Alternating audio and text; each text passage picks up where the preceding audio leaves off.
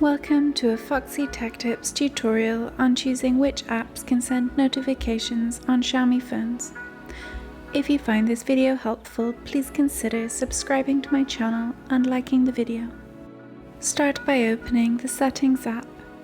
If the Settings app isn't on your home screen, you can get to it via the app drawer. In Settings, tap Notifications and Control Center. Now select App Notifications.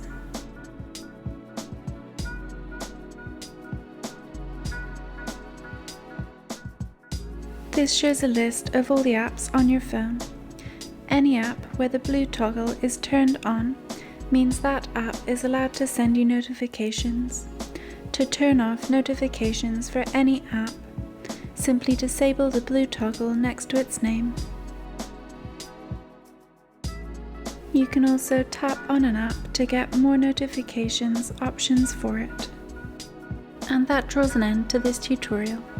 Please like the video if you found it helpful, and subscribe to Foxy Tech Tips for more Xiaomi and MIUI tips and tricks.